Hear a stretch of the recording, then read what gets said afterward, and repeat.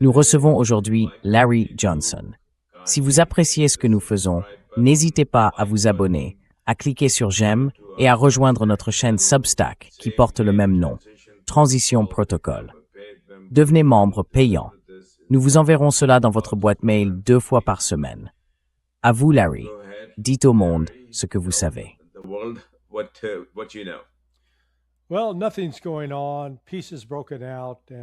Eh bien, il ne se passe rien. La paix a éclaté et les gens prennent des vacances parce qu'on est en août. Bon, j'ai menti. Il y a 2 ou 3 évolutions intéressantes. L'une concerne les États-Unis. Manifestement, les États-Unis ont renoncé à toute activité militaire. Il y a un peu plus d'1 mois, Donald Trump avait juré que chaque fois que l'Iran frapperait un pétrolier, un porte-conteneur ou un navire cargo tentant de passer par le canal d'Oman sans respecter les protocoles iraniens d'entrée et de sortie du détroit d'Ormuz, chaque navire attaqué par l'Iran entraînerait une riposte américaine. Faire sauter un pont, détruire une raffinerie de pétrole, endommager les infrastructures physiques de l'Iran. Et pourtant, depuis la semaine dernière, en réalité, nous avons vu exactement l'inverse. Les États-Unis ont fait marche arrière.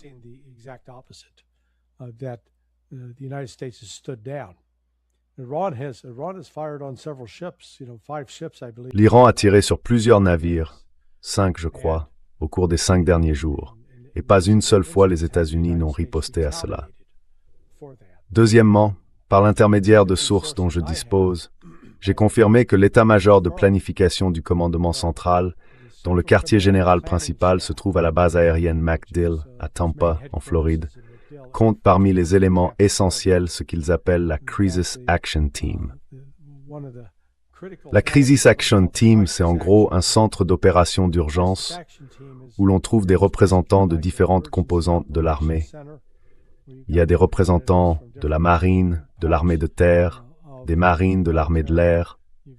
Il y a aussi des représentants chargés de la logistique, du renseignement, des opérations et de la planification.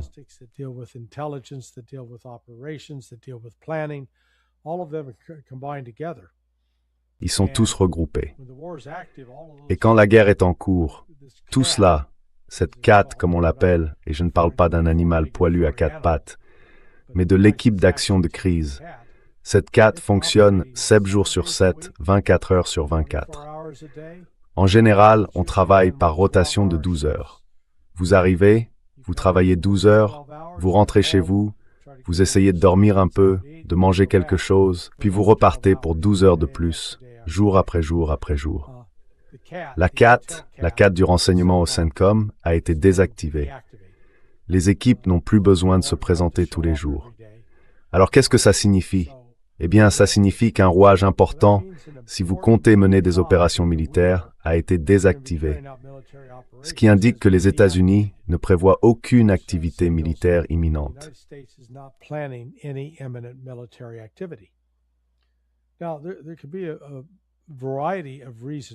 Eh bien, il peut y avoir plusieurs raisons à cela, et elles ne s'excluent pas mutuellement. Premièrement, les commandants militaires ont peut-être déterminé que de nouvelles attaques contre l'Iran seraient contre-productives, qu'elles gaspilleraient des munitions essentielles, des missiles à longue et à moyenne portée, qui franchement sont soit à des niveaux de stock très bas, soit déjà épuisés. Et cela sans aucune chance d'obtenir le résultat recherché, à savoir changer la politique de l'Iran. Deuxièmement, de telles attaques provoqueraient une riposte massive de l'Iran, avec des missiles qui menaceraient les Arabes du Golfe, le Koweït, Bahreïn, l'Arabie saoudite, le Qatar et les Émirats arabes unis. Selon certaines informations, l'Iran aurait prévenu ces pays en disant « Voici les cibles précises que nous allons frapper. Nous allons vous rendre incapables de maintenir la vie dans votre pays. »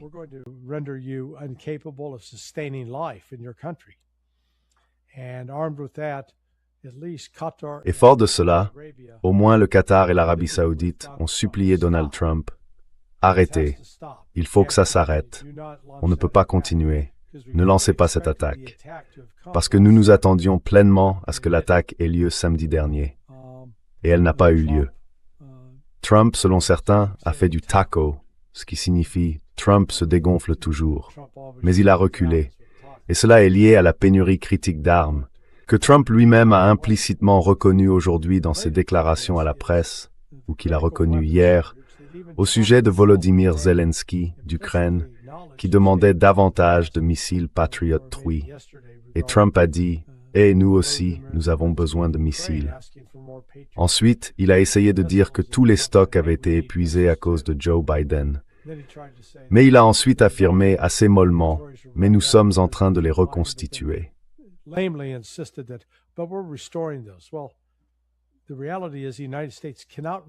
Eh bien, en réalité, les États-Unis ne peuvent pas les reconstituer.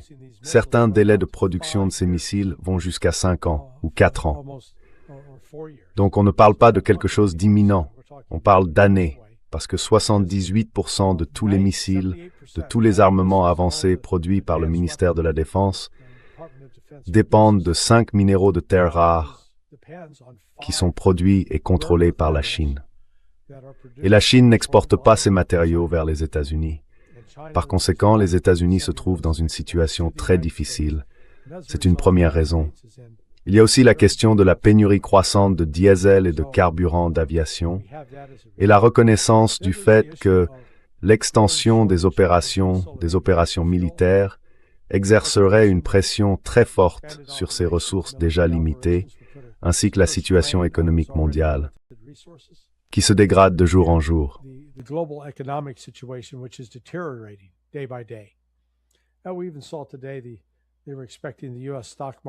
On a même vu aujourd'hui qu'aux États-Unis, on s'attendait à une certaine hausse de l'emploi, et cette hausse a été, je crois, environ 2 fois moins importante que prévu. C'est donc là encore un signe supplémentaire que l'économie ralentit, non seulement aux États-Unis, mais dans le monde entier. Et cela pose certains problèmes. De ce point de vue, rouvrir le détroit d'Ormuz est considéré comme vital. Or, sur ce sujet, la position de l'Iran n'a pas changé. Et je dirais qu'elle ne va pas changer. Sa position est la suivante. Tout navire qui souhaite transiter par le détroit d'Ormuz doit d'abord remplir une demande indiquant le nom du capitaine, le nom du navire, son pays d'origine, sa cargaison, sa destination et la nationalité de l'équipage.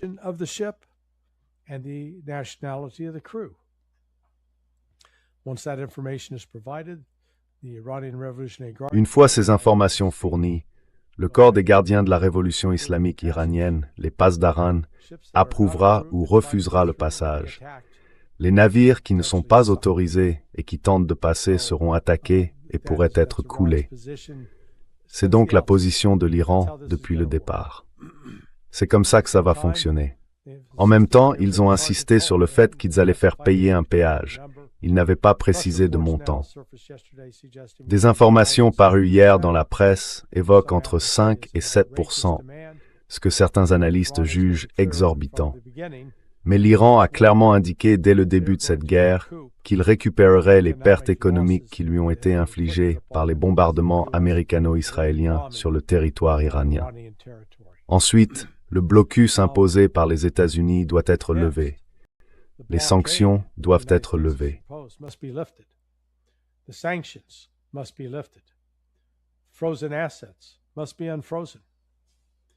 Les avoirs gelés doivent être dégelés. Alors seulement, l'Iran sera disposé à coopérer pour rouvrir pleinement le détroit d'Ormuz. Ce sont là des concessions difficiles à accepter pour les États-Unis. En fait, elles figuraient dans le protocole d'accord initial que Trump a violé et abrogé il y a 3 semaines. Mais l'Iran, franchement, ne subit aucune pression économique ou militaire. Ou plutôt, permettez-moi de reformuler, il n'y a aucune pression militaire qui puisse contraindre l'Iran à céder. Le seul type de pression économique qui pourrait éventuellement pousser l'Iran à changer de position concernant le détroit d'Ormuz serait que la Russie et la Chine cèdent et coupent tout soutien économique, politique, militaire et de renseignement à l'Iran. Mais je ne les vois pas faire cela, parce que la Chine et la Russie ont en substance conclu un accord stratégique mutuel avec l'Iran.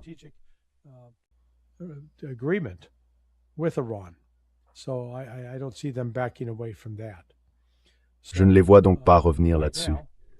À l'heure actuelle, nous sommes dans une impasse où le Pakistan et le Qatar continuent de jouer le rôle d'intermédiaire.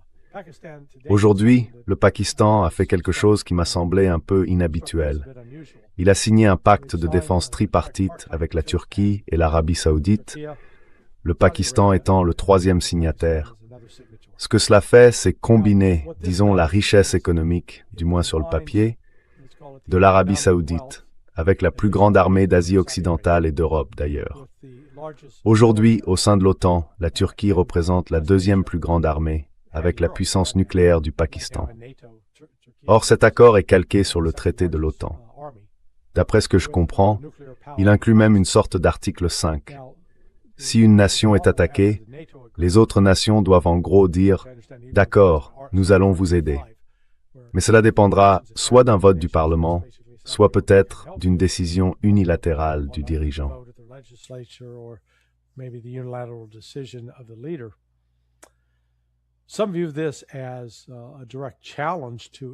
Certains y voient un défi direct lancé à l'Iran et aux Houthis. Personnellement, je pense que ça vise davantage à envoyer un message à Israël. Mais nous avons déjà vu que malgré la signature de ces accords, ils ne débouchent pas toujours sur une action immédiate. Prenons le cas où un accord de ce type existe déjà entre les Saoudiens et les Pakistanais. Lorsque les Houthis ont lancé des attaques à l'intérieur de l'Arabie saoudite il y a 2 semaines, en réponse à une attaque saoudienne contre l'aérodrome de Sanaa, le Pakistan n'a à aucun moment menacé Ansar Allah, les Houthis, ni tenté d'intervenir. Il faut donc prendre cela avec prudence. Je sais que les dirigeants pakistanais pensent sincèrement qu'ils ont les États-Unis acculés.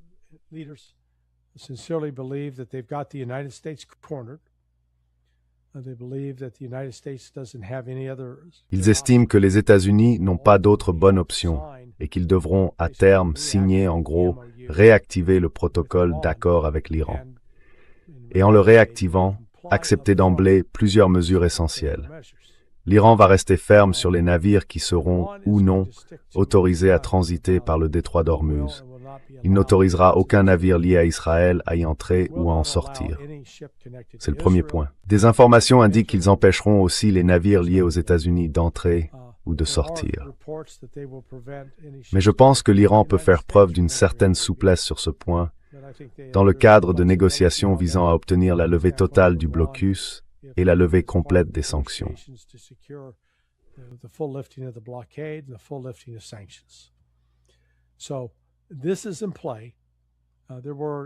Donc c'est en jeu. Plus tôt cette semaine, on s'attendait à ce qu'un accord soit annoncé ou signé aujourd'hui. Eh bien, nous sommes vendredi. Le vendredi est arrivé et s'est achevé en Asie occidentale. Il n'y a aucun accord à signer. La prochaine occasion, la prochaine fenêtre d'opportunité se présentera la semaine prochaine. Et encore une fois, même si les Pakistanais et les Qataris restent optimistes quant à la signature d'un accord, je pense que le plus grand obstacle sera les États-Unis. Car pour conclure les accords que l'Iran exige, et l'Iran ne va pas renoncer à ses exigences, les États-Unis vont devoir avaler une grosse couleuvre. Et personne n'aime le goût de la couleuvre. Voilà mon résumé, Monsieur Zay.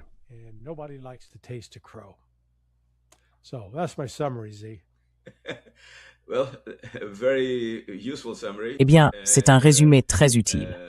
Et je pense que dans l'intérêt de notre public, nous avons besoin d'un résumé comme celui-ci, venant de quelqu'un qui connaît profondément la région, qui connaît en profondeur toutes les questions de sécurité et leur impact sur le monde, en particulier sur les États-Unis. Car les États-Unis ont été une puissance hégémonique durant les 50 années qui ont suivi la Seconde Guerre mondiale. J'ai une appréciation différente de la situation actuelle. Et je pense que c'est une valeur que nous pouvons apporter à notre public. Je peux donner mon analyse. Je ne prétends pas avoir une boule de cristal, ni pouvoir voir l'avenir, ni lire dans le cœur des personnes qui négocient activement. Mais j'ai simplement une fenêtre à travers laquelle j'observe ce qui se passe. Et je parle à des gens dont je pense qu'ils ont un bon jugement sur ce qui se passe.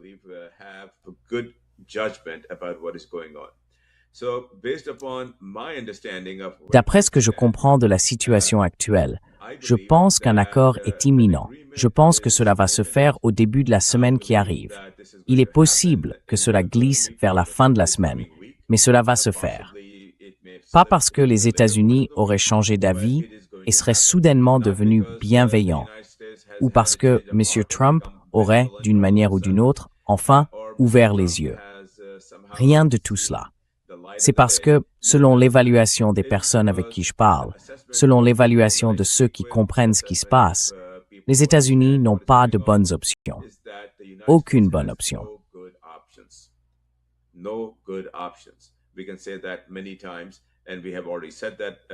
On peut le dire à maintes reprises, et nous l'avons déjà dit plusieurs fois. Ensuite, les États-Unis sont acculés. Ils n'ont aucun moyen de se sortir du trou que M. Trump a creusé. Et chaque fois qu'il a eu l'occasion d'en sortir, au lieu de la saisir, il a creusé encore plus profond. Et cela ne cesse de se répéter, encore et encore. Et s'il revient à la table des négociations, ce qui, m'a-t-on dit, est la prochaine étape après qu'une annonce aura été faite, il sera dans une position pire que celle dans laquelle il se trouvait il y a environ un mois, avec le protocole d'accord en main.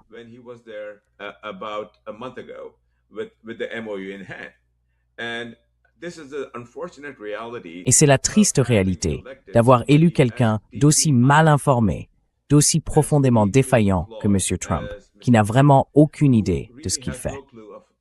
Tout le monde comprend qu'on l'a poussé comme un chien en laisse dans cette guerre impossible à gagner. Cela ne l'exonère pas, parce qu'il a son propre jugement. Mais il a été acheté, il faut le dire, par Myriam Adelson et d'autres. Donc voilà ce que je comprends de la situation actuelle. Des négociations sont très activement en cours, menées par le Pakistan. Le choix de l'Iran, soit dit en passant, n'est pas favorisé par les États-Unis pour diverses raisons. C'est un autre sujet, mais nous n'avons pas besoin d'y entrer.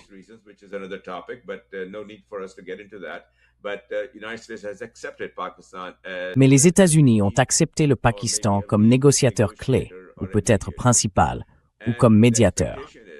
Et l'on s'attend, et c'est ce que pensent les personnes impliquées dans les négociations, à ce qu'une annonce soit faite lundi ou mardi, indiquant que nous nous dirigeons vers la fin des hostilités. La première étape serait l'ouverture du détroit d'Ormuz par l'Iran et la levée du blocus naval par les États-Unis. Ensuite, m'a-t-on dit, et cela vient de personnes bien informées, une date de réunion sera annoncée très prochainement, peut-être la semaine prochaine, ou peu après, à Genève. C'est la discussion en cours. Le Pakistan assurant le même niveau de sécurité que celui qu'il a fourni à la délégation iranienne, tout en servant d'intermédiaire entre les États-Unis et les Iraniens.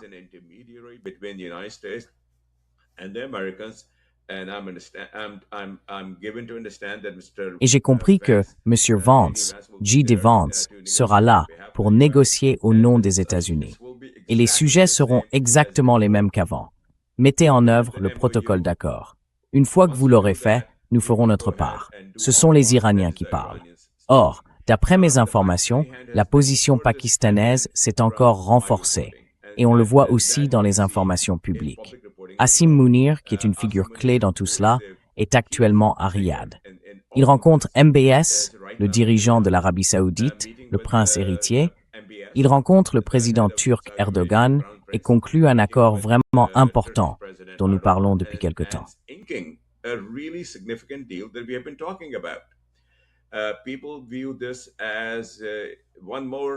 Les gens y voient une alliance militaire de plus, un accord de plus. Mais nous, d'après nos sources de renseignement, nous n'y voyons pas cela. Nous y voyons une tentative qui, selon notre analyse, va réussir à combler le vide qui sera laissé lorsque les États-Unis seront finalement contraints de se retirer. Et quand cela arrivera, ce sera le basculement tectonique que nous avions prévu et observé, car cela entraînera l'effondrement du pétrodollar. Cela peut arriver dans 6 mois, dans 1 an ou dans 2 ans. Mais cela arrivera. C'est l'analyse de personnes très compétentes, très informées, de gens qui ont une véritable expérience, car ce sont des personnes qui ont vécu la guerre en Afghanistan. Elles ont vu tout ce qui s'est passé lors de la guerre en Afghanistan.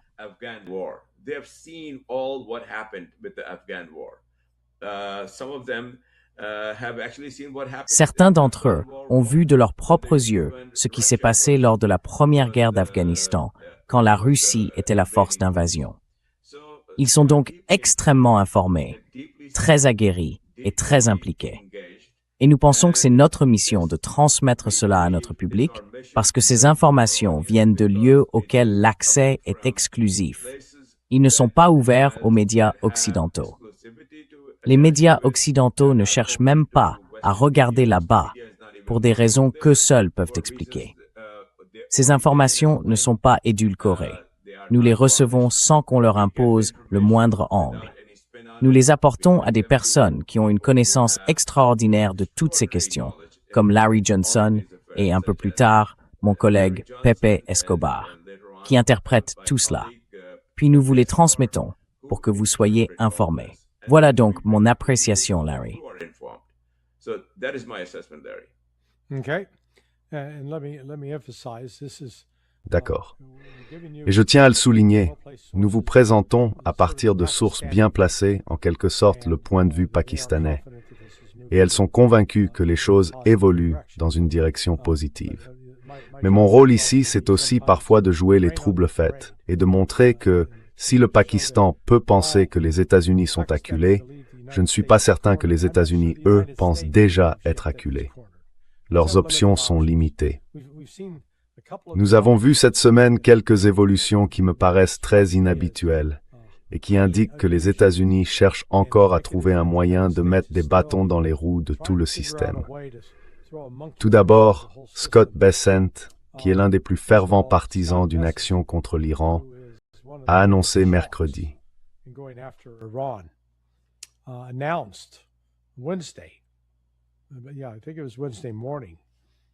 Oui, je crois que c'était mercredi matin qu'il levait les sanctions contre 2 entreprises aéronautiques et 3 personnes. Quoi qu'il en soit, cela concernait des entités irakiennes soupçonnées d'être liées aux gardiens de la révolution iranien. Au départ, je l'ai interprété comme ça.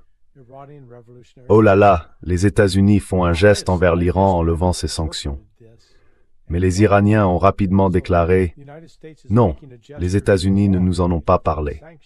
Nous n'avons fait aucune demande en ce sens. Cela concerne uniquement le gouvernement irakien. » Et puis, dans les 24 heures qui ont suivi, les États-Unis ont remis 500 millions de dollars en espèces au gouvernement irakien.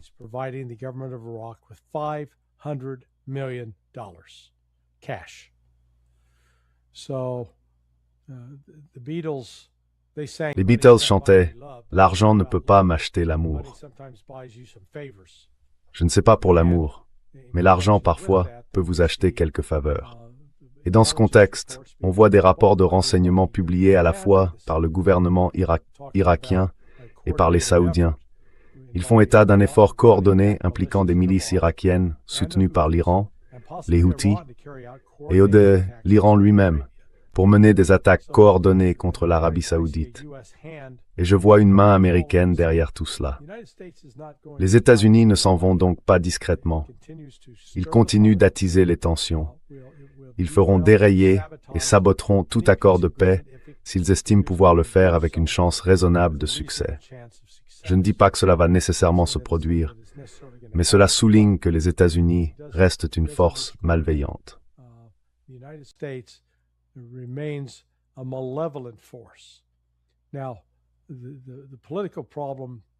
Or, le problème politique auquel Trump est confronté est aussi un problème militaire.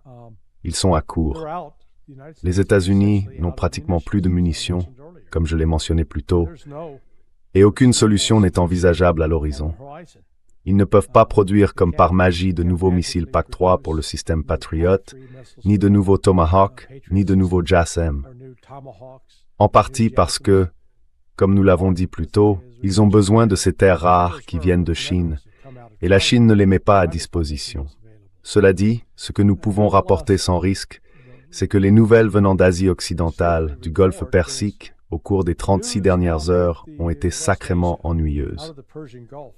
Et c'est une bonne chose. Espérons donc que cela reste ennuyeux et que nous avancions vers une solution fondée sur la négociation et non sur davantage d'effusion de sang. that involves negotiation and not more bloodshed. Well, Larry, a couple of other things I would like to add to Eh bien, Larry, j'aimerais ajouter 2 ou 3 choses à ce que vous venez de dire. Et encore une fois, c'est un point de vue différent. Les gens informés veulent avoir plusieurs perspectives. Des perspectives éclairées, évidemment pas des perspectives stupides. Je suis donc là pour donner mon point de vue dont tout le monde comprend qu'il vient de mes sources, que je considère comme bien informées et présentes dans la pièce, et ainsi de suite. Nous avons rapporté sur cette chaîne, je crois, la semaine dernière, que l'Iran envoie Ghalibaf, le président du Parlement, à Islamabad, comme invité aux célébrations de la fête de l'indépendance le 14 août. C'est une invitation que les Pakistanais ont adressée à l'Iran. Et d'après ce que je comprends, l'Iran l'a acceptée, mais cela n'a pas encore été annoncé.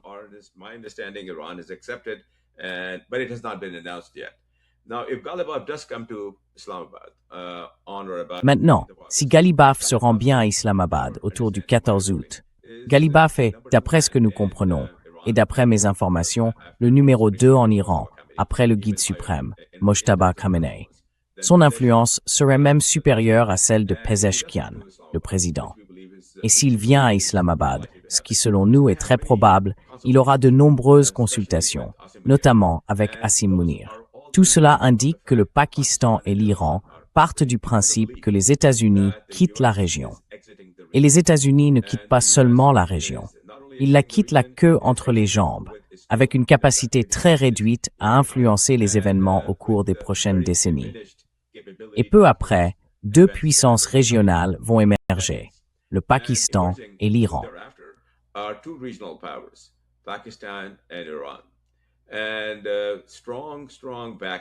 Et un soutien très très fort à la Chine en tant qu'acteur dominant, mais pas en tant qu'hégémon. Voilà tout ce que j'observe. Chaque mesure qui est prise me pousse à croire que c'est dans cette direction que les choses vont. Cela dit, je n'exclus pas la capacité de Trump à creuser un trou encore plus profond au moment même où il devrait saisir la corde pour en sortir. Il le fait systématiquement. C'est ce qui arrive avec des dirigeants profondément défaillants. Et nous l'avons vu se reproduire encore et encore. Et vous avez peut-être raison. C'est peut-être ce qu'il s'apprête à faire. Et s'il le fait, alors malheureusement, les difficultés seront encore plus grandes pour des gens comme vous et moi, qui vivons dans ce pays, qui aimons ce pays, qui voulons le voir prospérer et sortir de ces guerres. Ce sera aussi le cas pour la région et pour le reste du monde, avec les pénuries qui vont arriver. Nastam, Orcelier aux engrais, et à tout ce qui s'y apporte.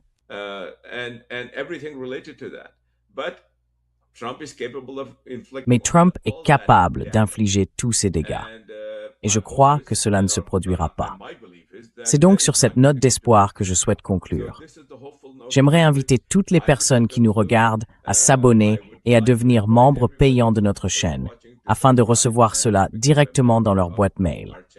C'est possible en allant sur Substack, sous le même nom, The Transition Protocol. Larry et moi serons de retour ici lundi. Pepe reviendra mardi, peut-être même plus tôt. Et nous continuerons à suivre les événements. Nous continuerons à écouter les personnes qui ont quelque chose à nous dire et que nous pouvons vous transmettre, afin que vous soyez informés. Alors Larry, je vous en prie, dites le dernier mot. Nope, I think you summarized it best. Je pense que vous l'avez très bien résumé. Nous sommes là non pas pour vous fournir des visions de l'avenir, mais simplement des analyses solides, avec différents points de vue, pour que vous soyez informés, pour que vous puissiez vous-même essayer de prendre des décisions et d'analyser ce qui se passe. Alors merci pour votre soutien. Comme l'a dit Monsieur Z, cliquez sur les boutons « J'aime » et « S'abonner » et parlez-en à vos amis. Merci de nous avoir regardés.